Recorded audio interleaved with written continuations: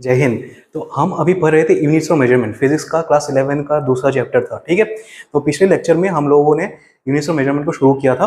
तो वहाँ पे हम लोगों ने पहले ऐसा यूनिट क्या होता है उसको देखा, फिर अलग अलग यूनिट्स कैसे मेजर किया जाता है उसको देखा, फिर डायमेंशन फॉर्मूला को हम लोगों ने बस स्टार्ट किया था, 2-3 डायमेंशन फॉर्मूला लिखा था और समझा था कि कैसे लिखा जाता है डायमेंशन फॉर्मूला को। ठीक है, तो आज और भी डायमेंशन फॉर्मूलाज को हम लोग एक्सप्लोर करने वाले, जैसे कि स्पीड हो गया, फिर एंगुलर मोमेंटम, फोर्स वगैरह को अलग अलग डायमेंशन को हम लोग पकड़ेंगे। ठीक है, और उनका डायमेंशन फॉर्मूला को लिखेंगे। उसके बाद हम लोग एक और प्रिंसिपल के बारे में पढ़ेंगे जिसका नाम है प्रिंसिपल ऑफ होमोजेनिटी। ठीक है, और उसके रिलेटेड हम लोग कुछ सम्स भी करेंगे आज। ठीक है, बहुत जल्दी जल्दी ये चैप्टर खत्म करना है, तो मतलब आप लोग एकदम कंसंट्रेशन से देखिए ताकि मतलब एक ही शॉट में आपका ये चैप्टर खत्म हो जाए। ठीक है, उसके बाद हम लोग काइनेमेटिक्स को शुरू करने वाले हैं, जहां से आपका मैक्सिमम मार्क्स आने वाला है। ठीक है, मैक्सिमम मार्क्स कहाँ से आएगा? काइनेमेटिक्स, मोशन इन प्लेन, उन सब से आएगा। तो हम लोग को इन सब चैप्टर में अच्छे से ध्यान देके जल्दी से खत्म करना है। ठीक है, ये चैप्टर से कितना वेटेज है वो मैंने ऑलरेडी पिछले लेक्चर में बता दिया, आप लोग एक बार जाके देख लीजिए। ठीक है, चलिए अभी शुरू करते हैं आज का लेक्चर। ठीक है, कल हम लोगों ने 3 यूनिट्स को देखा था। ठीक है, जहां पे हम लोग डायमेंशन फॉर्मूला उनका निकाला था।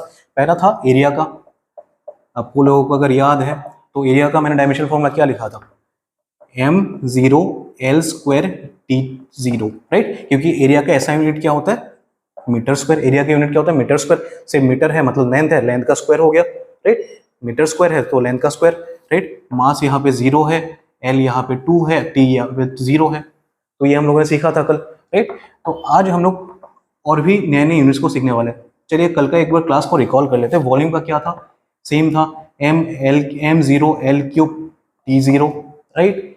यहाँ पे m का डायमेंशन क्या है? 0, l का डायमेंशन 3, t का डायमेंशन 0, राइट? सेम है क्योंकि वॉल्यूम का यूनिट क्या है भैया? Metre cube, right? समझ में आ रहा है ना? फिर अगर समझ में नहीं आ रहा है तो पिछले लेक्चर के एक बार जाके देख लो। ठीक है, फिर वॉल्यूम हो गया, एरिया हो गया, और क्या सीखा था हम लोगों ने? स्पीड का सीखा था। स्पीड का भैया क्या था हम लोग का? Speed equal to distance upon time, distance upon time, right? So distance के लिए हम लोग l लिख सकते हैं, टाइम के लिए हम लोग t लिख सकते हैं। तो हो गया भैया m0l 1t-1। l1 नहीं लिखने से भी समझ में आ जाएगा क्योंकि l 0 नहीं है मतलब, और कुछ भी नहीं लिखा हुआ है मतलब 1 ही है। ठीक है, तो m का डायमेंशन हो गया 0, l का डायमेंशन हो गया 1, t का -1। ठीक है, समझ में आ गया। चलिए अभी आज का लेक्चर शुरू करते हैं, जहां पे हम लोग वेलोसिटी से शुरू करने वाले हैं। ठीक है, सॉरी वेलोसिटी तो सीख लिया हम लोगों ने, अभी आज शुरू करने वाले फोर्स से। फोर्स, उसके बाद अलग अलग और यूनिट्स को, लगभग 10-12 यूनिट्स को हम लोग देखने वाले हैं। उसके बाद हम लोग प्रिंसिपल ऑफ होमोजेनिटी को कैरी ऑन करेंगे। चलिए देखते हैं। तो चलिए, अगर वो सब आप लोगों को समझ में आ चुका होगा, अभी हम लोग बेसिक जो मोस्ट इंपॉर्टेंट आपको डायमेंशन फॉर्मुलाज मिलने वाले हैं ये चैप्टर में, या फिर पूरे आपका जो क्लास 11 का या फिर 12 का चैप्टर या फिर फिजिक्स में जो डायमेंशन मिलने वाले उसको अभी देखेंगे। ठीक है, देखिए डायमेंशंस बहुत सारे, आप जितने बोलोगे उतने मैं डायमेंशंस लिख सकता हूँ। लगभग 100-150 के आसपास डायमेंशंस आप लोगों को मिल जाएगा। क्योंकि देखिए जितने सारे फिजिकल क्वांटिटीज होगा, जैसे कि फोर्स हो गया, एनर्जी हो गया, कितना इम्पल्स हो गया, सब कुछ, ये सब तो बस 1-2-3 एग्जांपल्स है। आपको 150-200 डायमेंशंस पड़े हुए हैं, ठीक है, उस तरफ। लेकिन आपको सब कुछ नहीं जानना है अभी अगर आप लोग सब कुछ जान जाओगे, आप लोग कंफ्यूज हो जाओगे, डर जाओगे। ठीक है, तो अभी जो जो बेसिक है वो सब हम लोग पढ़ेंगे, और जैसे जैसे चैप्टर प्रोग्रेस होगा, जैसे कि मान लीजिए हम लोग जब स्ट्रेस स्ट्रेन को पढ़ेंगे उस टाइम पे और उसके डायमेंशन को अच्छे से देखने वाले। ठीक है, अभी के लिए बस जान लीजिए, ठीक है, ये सबको। लेकिन अभी जो हम लोग 3-4 डायमेंशन लिखने वाले हो वो सब आप लोग बचपन से पढ़ते आ रहे हो, तो उसको आप लोग अच्छे से समझ लीजिए। ठीक है, जैसे कि फोर्स होगी, चलिए देखते हैं फोर्स। ठीक है, फोर्स के लिए क्या डायमेंशन होगा? फोर्स का फॉर्मूला पहले बताइए क्या होगा भैया? Mass into acceleration, right? Mass into acceleration होता है। ठीक है, अरे हाँ, एक्सीलरेशन का तो रह गया। ठीक है, अभी पहले हम लोग एक्सीलरेशन का क्या यूनिट होगा वो देख लेते हैं। चलिए एक्सीलरेशन का यूनिट देख लेते हैं। ठीक है, एक्सीलरेशन क्या होता है? एक्सीलरेशन का डेफिनेशन क्या होता है? Change in velocity per unit time, right? Change in velocity per unit time. तो हम लोग वेलोसिटी पर यूनिट टाइम लिख सकते हैं, राइट? v क्या है? वेलोसिटी, और t क्या है? टाइम। चलिए मैं पूरा ही लिख देता हूँ, वेलोसिटी बाय टाइम। हो गया, खत्म। तो अभी वेलोसिटी का यूनिट क्या है? देखिए वेलोसिटी का यूनिट है m0 है मतलब 1 है, right? m to the power of 0, right? m to the power of 0 1 होता है, anything to the power of 0 1 होता है, मतलब ये डायमेंशनलेस क्वांटिटी है, राइट? तो m0 को हम लोग नहीं लिखेंगे क्योंकि 1 है, लिखने का और ना लिखने का मीनिंग सेम है। ठीक है, तो हम लोग क्या लिखेंगे? l का डायमेंशन और t का dimension, t to the power -1 था, राइट? और नीचे t था, तो t ऊपर चला जाएगा तो l t to the power of -2 हो जाएगा। और इसको और सजा के लिखना है तो फिर से m को लेके आइए, m0l t⁻²। खत्म। एक्सेलरेशन का डायमेंशन याद रखिए, ठीक है। जो जो डायमेंशन मैं अभी बता रहा हूँ उन सब डायमेंशंस को आप लोग को याद रखना ही पड़ेगा, ठीक है। फॉर्मूला को याद रखिए, उसके बाद डायमेंशन को आप लोगों को याद रखना है, ठीक है। और डायमेंशन को भी ये सब याद रखना है, सिर्फ फॉर्मूला याद रखिए, जो जो डायमेंशन बेसिक डायमेंशन है इन सबको याद रखना है, क्योंकि आपको जब एग्जाम में सम्स करने के लिए देगा कि मान लीजिए आपको डायमेंशन एनालिसिस दे दिया, फिर प्रिंसिपल ऑफ होमोजेनिटी लगाना है वहाँ पे अगर आप फॉर्मूला से शुरू करोगे बहुत टाइम लग जाएगा, ठीक है। तो सीधा आपको, आपने एक्सेलरेशन देख लिया, सीधा आपको m0l t⁻², राइट, वो आपको अगर याद रखोगे आपके लिए बहुत बहुत बहुत टाइम बचेगा, ठीक है। तो इसका m के लिए डायमेंशन क्या है 0, l के लिए डायमेंशन है 1, t के लिए डायमेंशन है -2, तो इसको याद रखो, ठीक है। उसी तरह वेलोसिटी के लिए भी आप याद रखो। और अभी फोर्स को देखते हैं, तो फोर्स देखिए, m के लिए, मास के लिए m आ गया, एक्सेलरेशन के लिए वही आएगा m0l t⁻²। तो m0 है मतलब कुछ भी नहीं है, मतलब ml t⁻² हो गया, m यहाँ पे चला गया, l t⁻² पहले से था, राइट। तो अभी मास का डायमेंशन कितना बन गया 1, लेंथ का 1, t का -2, ठीक है। फोर्स का मोस्ट इंपॉर्टेंट है, क्योंकि आप जब भी कुछ भी निकालो, प्रेशर का डायमेंशन निकालोगे तो तब भी आपको फोर्स चाहिए होगा। मैक्सिमम केसेस में जैसे कि आपको वर्क डन निकालना है तब भी आपको फोर्स का डायमेंशन ही चाहिए होगा, ठीक है। तो फोर्स का याद रखना है ml t⁻², ml t⁻², ठीक है। m का डायमेंशन 1 हो गया, l का डायमेंशन 1 हो गया, t का डायमेंशन -2 हो गया। चलिए हो गया, फोर्स हो गया, एक्सेलरेशन हो गया। अभी चलिए हम लोग डेंसिटी को जानते हैं, एक और फिजिकल क्वांटिटी लेते हैं, डेंसिटी।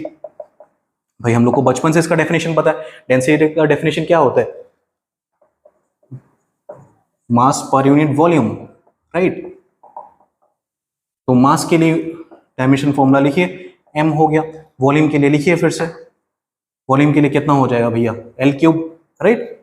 वॉल्यूम के लिए कितना होगा l3, तो हो गया m l⁻³ t0, ठीक है। मास का डायमेंशन 1 हो गया, l के लिए -3 हो गया, t के लिए 0 हो गया, खेल खत्म, राइट।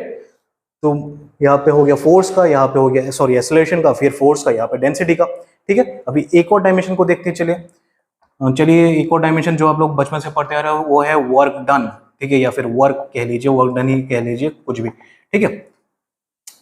वर्क डन क्या होता है फॉर्मूला भैया, फोर्स इनटू डिस्प्लेसमेंट, ठीक है,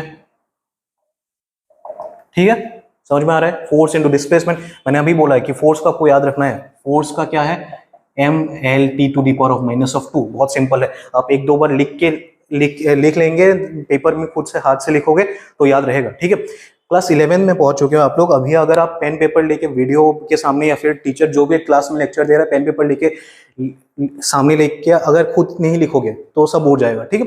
मजा आ रहा है क्लास में, या फिर किसी का भी लेक्चर देख रहे हो, बहुत मजा आ रहा है, बहुत कुछ समझ में आ रहा है, लेकिन खुद से हाथ से नहीं लिखोगे, खत्म, ठीक है, वो कहानी बन के उड़ जाएगा, ठीक है।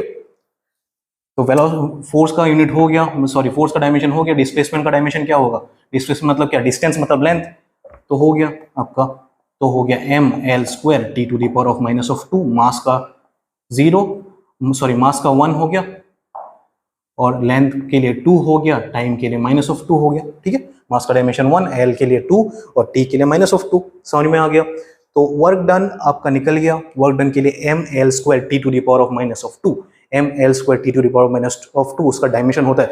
अगर हो सके तो याद रखिए, याद नहीं रखने तो फोर्स का याद रखिए, बाकी तो हो ही जाएगा, टाइम नहीं लगेगा, ठीक है। तो आपको बेसिक यूनिट्स को याद रखने के लिए बहुत ही मतलब बहुत आसान है और अच्छा है, आप लोग अगर याद रखोगे तो आगे जाके काम आएगा, ठीक है। अगर याद नहीं रहता है बहुत ज्यादा स्ट्रेस मत लो, फॉर्मूला को याद रखो, उसको 1 सेकंड के अंदर पुट करो और आंसर निकाल लो, खत्म, ठीक है। चलिए अभी देखिए वर्क डन का यूनिट क्या होता है। आप जब वर्क डन निकालते हो उसके पीछे आप जे लगाते हो, जे का मतलब पता है जूल, ठीक है। आपको वर्क डन निकालने के लिए बोला गया है एग्जाम में, तो आपको कुछ वैल्यू दिया गया है, आपने वर्क डन निकाल लिया, उसके पीछे आप क्या लिखोगे, जूल, जो भी वैल्यू आएगा वो जूल में आएगा, right. Joule is the SI unit of work done, right. अभी जूल और किस किस का यूनिट होता है बोलिए, याद है, एनर्जी का भी यूनिट हम लोग जूल ही लिखते हैं, ठीक है। एनर्जी का भी यूनिट क्या है, जूल ही लिखते हैं।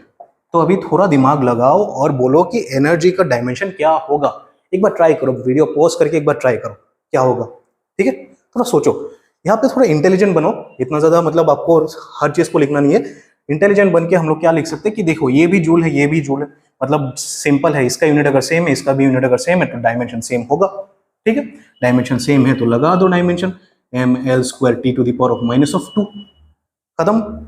एनर्जी, चलिए मैं इसको नंबरिंग कर देता हूँ। तो ये नंबर 1 था, ये नंबर 1 था, ये नंबर 2 था, ये नंबर 3 और ये नंबर 4, ये नंबर 5 आज के लिए, ठीक है। कल और 3-4 हम लोगों ने देखा था, समझ में आ गया।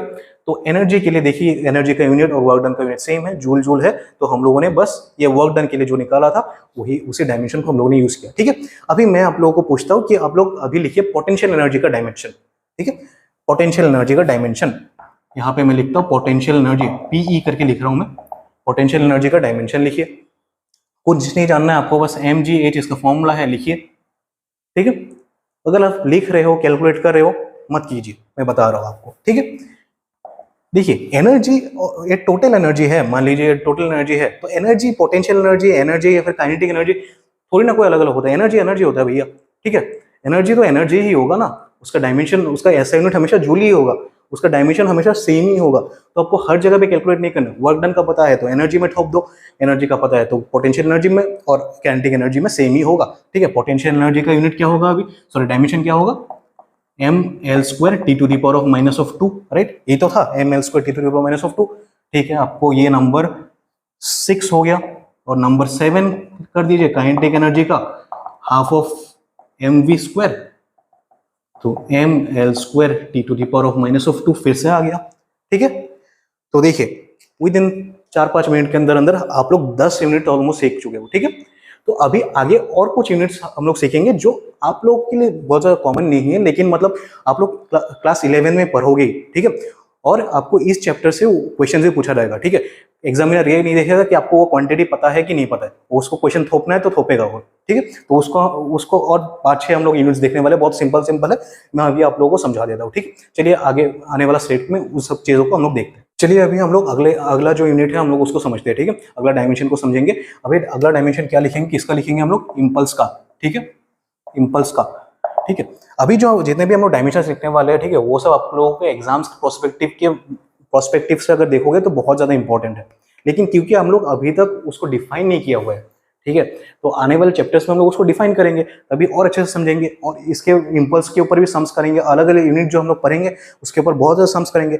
आप लोगों का लाइफ ऐसे भी तहस नहस हो चुका है और भी होगा, ठीक है। तो देखिए अभी हम लोग बस इसका फॉर्मूला देखेंगे और उसका यूनिट को देखेंगे। अभी के लिए मेरा बात मान लीजिए और इसका यूनिट को, सॉरी इसका फॉर्मूला को बस समझ लीजिए और उसका यूनिट को निकालना सीख लीजिए, ठीक है। इम्पल्स का फॉर्मूला क्या होता है भैया, इम्पल्स का फॉर्मूला होता है force into time. Force into में क्या होता है, टाइम। फोर्स का डायमेंशन क्या होता है, ml/T⁻⁻², मैंने साइड में लिख के रखा है, और t हो गया टाइम का, खत्म। तो लगा दीजिए इसको, टाइम को, t को इस तरफ लेके आइए तो हो गया ml/T⁻⁻1, हो गया, इजी है, समझ में आ रहा है। फिर नंबर 9 को हम लोग कैसे क्या लिखेंगे, चलिए लिखिए आप, लीनियर मोमेंटम, लीनियर मोमेंटम, ठीक है। लीनियर मोमेंटम का फॉर्मूला क्या है, मास इनटू में वेलोसिटी, mv, ठीक है। लीनियर मोमेंटम आप लोग पढ़ चुके, क्लास 9 में आप लोग पढ़ चुके बहुत ज्यादा। तो लीनियर मोमेंटम का फॉर्मूला क्या होता है, मास इनटू में वेलोसिटी। चलिए लिखिए, मास का डायमेंशन हो गया ये, वेलोसिटी का डायमेंशन हो गया L/T⁻⁻1। यहाँ पे लिख के रखा है m0, हम लोग क्यों नहीं लिख रहे, क्योंकि मैंने ऑलरेडी बता दिया उसका डायमेंशन 0 है, तो अब लिखने का मतलब नहीं है, ठीक है। तो mL/T⁻⁻1, तो बन गया mL/T⁻⁻1, खत्म, ठीक है, समझ में आ रहा है। फिर चलिए हम लोग समझते हैं एक और नया क्वांटिटी, एंगुलर मोमेंटम, ठीक है। एंगुलर मोमेंटम को समझेंगे। एंगुलर मोमेंटम का फॉर्मूला क्या होता है भैया, mvr, ठीक है। सिमिलर है लीनियर मोमेंटम जैसा, लेकिन बस एक r क्वांटिटी, r मतलब आपका डिस्टेंस बढ़ रहा है। तो mv का हम लोगों ने ऑलरेडी निकाल लिया, क्योंकि देखिए mv क्या था, लीनियर मोमेंटम, इसका डायमेंशन ये था, तो mv के लिए ऑलरेडी आप लिख दो इसको, mL/T⁻⁻1 लिख सकते हो। r एक्स्ट्रा में है, तो r मतलब डिस्टेंस है, डिस्टेंस क्या है, मतलब लेंथ है, ठीक है। तो बन गया आपका mL²T⁻⁻1, समझ में आ गया, इसी कोई दिक्कत नहीं होना चाहिए। फिर नंबर 11 को हम लोग जो देखने वाले उसको चलिए देखते हैं अभी, स्ट्रेस को। चलिए स्ट्रेस, ठीक है। स्ट्रेस क्या है भैया, स्ट्रेस को हम लोग ऐसे लिखेंगे, फोर्स पर unit area, it's similar to pressure, ठीक है। प्रेशर जैसा है वैसे ही आपका मतलब फॉर्मूला होता है स्ट्रेस का, ठीक है। फोर्स का डायमेंशन फॉर्मूला लिख लीजिए, mL/T⁻⁻2, एरिया का डायमेंशन हो गया एरिया का डायमेंशन हो गया L², तो एल स्क्वायर को ऊपर लेके जाइए तो हो जाएगा M L to the power of -1 T to the power of -2, ठीक है। एल स्क्वायर को ऊपर लेके गए, यहाँ पे 1 आ जाएगा, -2 आ जाएगा तो -1 बचेगा, -1 बचेगा तो M L to the power of -1 T to the power of -2 बचेगा, ठीक है। समझ में आ रहा है, समझ में आ रहा है ना बात, ठीक है। अभी एक और क्वांटिटी हम लोग देखेंगे स्ट्रेन को, ठीक है। ये सब आप लोगों को बहुत ज्यादा नया क्वांटिटी अगर लग रहा है तो थोड़ा वेट कीजिए, नया नहीं बचेगा ये, ठीक है। क्लास 11 में आप लोग पढ़ने वाले हो, लेकिन अभी के लिए बस इसका फॉर्मूला याद रखिए और इसका डायमेंशन फॉर्मूला लिखना सीखिए, ठीक है। स्ट्रेन के लिए क्या होता है भैया, स्ट्रेन का डेफिनेशन होता है, मान लीजिए स्ट्रेन क्या होता है मैं अभी आपको समझा देता हूँ। मान लीजिए आपके पास एक रबर बैंड है, ठीक है। आपने एक टिप से, मान लीजिए मेरे हाथ में रबर बैंड है, मैंने यहाँ पे पकड़ा हुआ है रबर बैंड को और नीचे से मैं इसको खींच रहा हूँ, ठीक है। मतलब उसका लेंथ बढ़ा रहा हूँ, ठीक है। उसका लेंथ बढ़ा रहा हूँ मतलब मैं, मान लीजिए डेल्टा एल, डेल्टा एल मतलब क्या है, मान लीजिए ये आपका रबर बैंड था, एक्चुअल लेंथ था, ठीक है, एक्चुअल लेंथ था, तो मैंने बढ़ाया कितना है, डेल्टा एल, मैंने बढ़ाया कितना, इसका नाम दे दिया मैंने डेल्टा एल, ठीक है। तो डेल्टा एल मतलब बढ़ाने वाला length divided by original length. देखिए ऊपर लेंथ है, डायमेंशन है, नीचे भी लेंथ है, डायमेंशन है, तो ऊपर नीचे कट जाएगा तो अल्टीमेटली डायमेंशन क्या बचा, 0, L0 बचा है ना, ऊपर नीचे कट गया मतलब L0 बचा है। तो इसको और अच्छे से लिखना है तो M0 L0 T0, ठीक है। L का डायमेंशन क्या है, 0, और मास और टाइम के बारे में तो बात नहीं कर रहे हैं हम लोग, तो अल्टीमेटली सभी 0 हो गया। देखिए हर एक क्वांटिटी का डायमेंशन अगर 0 हो गया तो इस क्वांटिटी को या फिर इस फिजिकल क्वांटिटी का डायमेंशन क्या हो गया, डायमेंशन लेस क्वांटिटी, ठीक है। ये सब क्वांटिटी को हम लोग क्या बोलेंगे, डायमेंशन लेस क्वांटिटी, मतलब इसका कोई नो यूनिट, इसका कोई यूनिट ही नहीं है, ठीक है। सिंपल है। देखिए इसको अगर ऐसा समझिए कि डेल्टा एल मतलब ये किसका यूनिट है भैया, इसका यूनिट क्या होगा, मीटर, और लेंथ का यूनिट क्या होगा, मीटर, ऊपर नीचे कट गया तो आपका क्या बचा, no unit, 0 unit, right, 0 unit बचा, ठीक है। या तो नो यूनिट लिख लीजिए, समझ में आ रहा है बात, ठीक है। अभी आज के लिए आखिरी जो हम लोग समझेंगे वो है एंगल, ठीक है। क्या एंगल का कोई डायमेंशन होता है, देखिए एंगल क्या है बेसिकली, 30 डिग्री, 40 डिग्री, 50 डिग्री, वो सब क्या है, नंबर्स है, राइट। नंबर्स का कभी कोई डायमेंशन नहीं होता है, ठीक है। नंबर क्या है, बस एक मैग्नीट्यूड है, एंगल भी एक मतलब नंबर ही है, तो नंबर का कभी कोई डायमेंशन नहीं होगा, तो डायमेंशन लेस होगा, एंगल भी डायमेंशन लेस ही होगा, M0 L0 T0। तो इसका मतलब है ये हो गया एक डायमेंशन लेस क्वांटिटी, ठीक है। आज का क्लास बहुत ही आसान है यार, मतलब जल्दी जल्दी देख के खत्म कर दो। इसके बाद हम लोग प्रिंसिपल ऑफ होमोजेनिटी को पढ़ने वाले हैं, ठीक है। तो अगले स्लाइड में हम लोग उसको पढ़ते हैं, फिर आज के लेक्चर को खत्म करते, अगले लेक्चर्स में हम लोग फिर से शुरू करने वाले हैं, ठीक है। चलिए हम लोग प्रिंसिपल ऑफ होमोजेनिटी को देखते हैं। तो चलिए अभी हम लोग प्रिंसिपल ऑफ होमोजेनिटी को बहुत अच्छे से समझेंगे, ठीक है। उसको समझने के लिए एक एग्जांपल लेंगे, ठीक है। पहले हम लोग इसको समझते हैं, फिर हम लोग कुछ प्रॉब्लम भी करेंगे आज, ठीक है। कुछ आज करेंगे, कुछ अगले लेक्चर में भी कंटिन्यू होगा, ठीक है। तो इस एग्जाम्पल को थोड़ा समझिए, ठीक है। मान लीजिए आपके पास एक 5 किलो आलू है, या फिर आपको हेल्दी बनना है तो मान लीजिए 5 किलो आपके पास सेब है, ठीक है, सेब एप्पल्स, ठीक है। तो अगर मैंने आपको बोल दिया कि 5 किलो सेब आप एक हाथ में लो और 5 किलो सेब दूसरे हाथ में लो, ठीक है, और दोनों को ऐड अप कर दो, आप बोलोगे हाँ कर देंगे, तो 5 किलो सेब क्या हो गया, आपका 10 किलो सेब बन गया। अभी अगर मैं बोलूं कि 5 किलो सेब को आपको 5 किलोमीटर रास्ते से जोड़ना है, ठीक है, आप बोलोगे भैया ये क्या बोल दिया, ये तो कुछ इम्प्रैक्टिकल सा बात हो गया, पागल वागल हो गया, ठीक है। आप ऐसे बोलने वाले हो, क्योंकि देखिए 5 किलोमीटर और मैंने क्या बोला 5 किलो को जोड़ना है, ये कभी पॉसिबल ही नहीं है, क्योंकि दोनों का यूनिट अलग अलग है। या फिर मान लीजिए मैं बोल दिया 5 किलो सेब से 5 किलोमीटर रास्ता माइनस करना है, क्या हो पाएगा, नहीं हो पाएगा ना। 5 किलो सेब से 2 किलो सेब या फिर 5 किलो सेब माइनस हो सकता है, लेकिन वहां से आप 5 किलोमीटर तो माइनस नहीं कर पाओगे, ये दोनों का यूनिट अलग अलग है। तो देखिए नंबर जो है वो यूनिट के बिना अधूरा है, मैथ्स यूनिट के बिना अधूरा है, मैथ्स फिजिक्स के बिना अधूरा है, ठीक है। तो आप जब यूनिट्स भी या फिर कुछ किसी भी चीज को प्लस करना है या फिर माइनस करना है, उसमें भी यूनिट्स आएगा, ठीक है। तो मान लीजिए आपके पास 5 किलो था और आप 5 किलो से ऐड कर सकते हो, बन गया 10 किलो, ठीक है। आप 5 किलो को आप 5 किलोमीटर से कभी ऐड नहीं कर पाओगे, ये इनवैलिड रिजल्ट हो जाएगा, राइट, समझ में आ रहा है। तो देखिए तो अल्टीमेटली प्रिंसिपल ऑफ होमोजेनिटी क्या बोलता है कि दो चीजों को अगर प्लस करना है, ऐड करना है, या फिर दो क्वांटिटी को अगर, दो या तीन जितने भी क्वांटिटी को अगर एक दूसरे से सब्सट्रैक्ट कराना है तो उनका यूनिट सेम होना जरूरी है, समझ में आ गया। मान लीजिए a प्लस बी आप कर रहे हो, दोनों का यूनिट अगर मान लीजिए a plus B equal to c आपको मिल रहा है, एक रिजल्ट मिल रहा है, मतलब दोनों का यूनिट सेम होना चाहिए, ठीक है, समझ में आ गया। दोनों का यूनिट, दोनों को अगर माइनस करो इसका मतलब अगर रिजल्ट डी आ रहा है तो दोनों का यूनिट सेम है, मतलब कुछ रिजल्ट आ रहा है मतलब दोनों का यूनिट सेम है।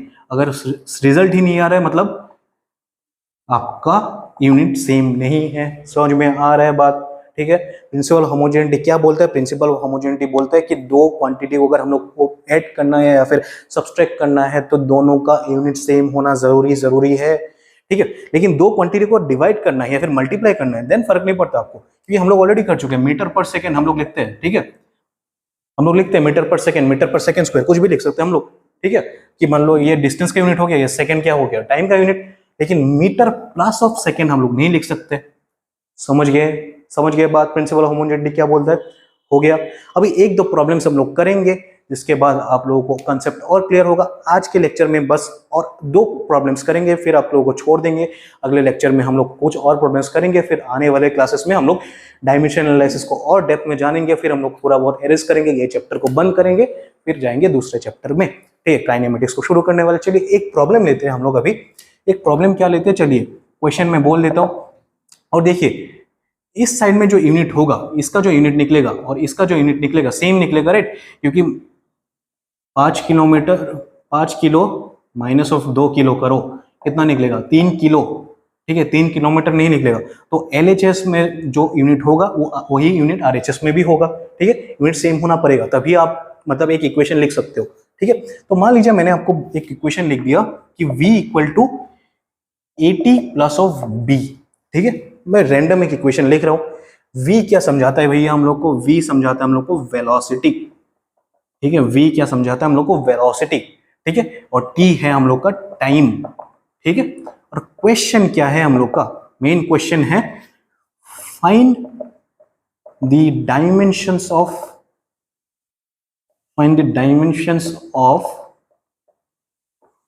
A and B। ठीक है, आपको A और B, सॉरी A क्या स्मॉल लिखा है तो स्मॉल ही रखिए। A और B का जो डायमेंशन है उसको आपको कैलकुलेट करके निकालना है। ठीक है, तो चलिए निकालते हैं। देखिए अभी इस मैंने क्या बोला, इस साइड का जो यूनिट होगा इस साइड का यूनिट भी सेम ही होगा, लेफ्ट हैंड साइड का जो यूनिट होगा राइट हैंड साइड का भी सेम ही होगा, मैंने बोला है वो।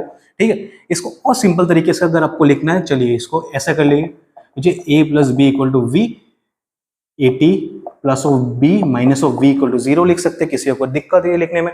आपको तो कोई ऑब्जेक्शन नहीं है ना, ये इक्वेशन मैंने लिख लिया। ठीक है, अभी देखिए ये पूरा जो इक्वेशन है आइदर हम लोग प्लस करें या तो माइनस करें, मतलब प्लस माइनस करें, मतलब इस पूरे इक्वेशन का यूनिट सेम है, राइट? तो देखिए मैं ऐसे लिख सकता हूं, इसका यूनिट हम लोग को पता है क्योंकि ये वेलोसिटी का यूनिट है, राइट? वेलोसिटी है तो वेलोसिटी का डायमेंशन क्या होता है भैया?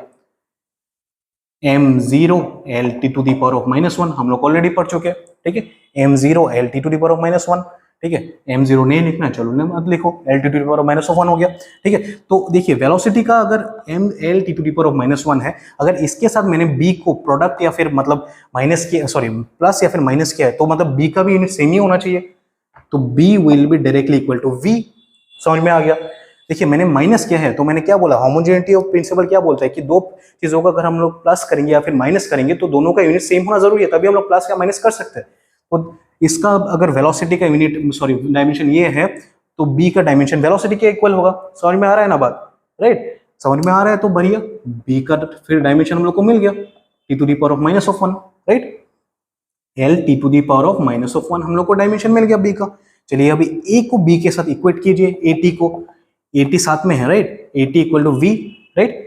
तो वी देखिए ए क्या हो गया, ए तो चलिए हम लोग को निकालना है। अभी टी क्या है, टी का डायमेंशन है टी, मतलब कैपिटल टी। अभी वी का डायमेंशन है L T to the power of -1। तो चलिए ए है और L T to the power of -1, T को नीचे लेके जाइए तो इसको अगर ऊपर भेज देंगे तो बन जाएगा L T to the power of -2, right? Right है। समझ में आया कि नहीं? बोलिए एक बार। नहीं बोल पाओगे लेकिन मैं फिर से एक बार आपको रिवाइज करवा देता हूँ इसको, ठीक है? क्योंकि हम लोग होमोजेनिटी प्रिंसिपल को फॉलो कर रहे हैं। होमोजेनिटी प्रिंसिपल हम लोग को बोलता है कि दो चीजों को अगर ऐड करना है फिर दो चीजों को सब्सट्रैक्ट करना है तो दोनों का प्रोडक्ट दोनों का डायमेंशन हम लोग को सेम होना पड़ेगा। तो हम लोग को क्योंकि वेलोसिटी का डायमेंशन ऑलरेडी पता है, राइट? वेलोसिटी का डायमेंशन पता है तो बी का डायमेंशन हम लोग निकाल सकते हैं क्योंकि दोनों माइनस हो रहा है, दोनों के बीच में माइनस साइन है, मतलब सब्सट्रैक्शन हो रहा है, तो दोनों के यूनिट सेम होना पड़ेगा तभी हम लोग सब्सट्रैक्ट कर पाएंगे। तो बी इक्वल टू वी मैंने लिख दिया तो निकल गया भैया, डायमेंशन, राइट। यहाँ पे A T equal to V मैंने लिख दिया क्योंकि ये इक्वेशन में इसके साथ माइनस में है, ठीक है, माइनस अब प्लस में है, तो A T equal to V मैंने लिख दिया। तो टी का डायमेंशन यहाँ पे हम लोग को पता है टी होता है, फिर वी का डायमेंशन ऑलरेडी हम लोग को पता है, तो टी को इस तरफ लेके जाइए, आंसर जो निकलेगा वही निकलेगा, ठीक है। आंसर के ऊपर डिपेंड मत रहिए, एक बार आपने इक्वेशन लिख दिया फिर आंसर जो चाहे निकलेगा वो सही निकलेगा, अगर आपने कैलकुलेशन सही से किया होगा। अगर टी को आपने काट कोट दिया, बीच में कहीं पे गायब वायब कर दिया, गलती वल्ती कर दिया, तब अलग बात है। तो हम लोग को ए का वैल्यू कितना निकल गया, ए का वैल्यू निकल गया L T to the power of -2, B का डायमेंशन निकल गया L T to the power of -1, ठीक है। तो ये क्वेश्चन का आपका डायमेंशन क्या निकला, ए का dimension L T to the power of -2, B का डायमेंशन निकला L T to the power of -1, ठीक है। ऐसे क्वेश्चंस आपको बोर्ड्स में या फिर जेईई में या फिर नीट में बहुत ज्यादा पूछा जाता है। तो ये तो एक सैंपल क्वेश्चन था, आने वाले लेक्चर में हम लोग और टफ क्वेश्चन को सॉल्व करने वाले हैं, ठीक है। जेईई मेंस में जो क्वेश्चन आते हैं उनको उठाने वाले अच्छे से करेंगे, तो और अच्छे से समझेंगे और बहुत ज्यादा मजा आएगा। उम्मीद है आपको क्लास में बहुत ज्यादा मजा आया होगा। आने वाले लेक्चर में मिलते हैं, तब तक के लिए जय हिंद, जय भारत।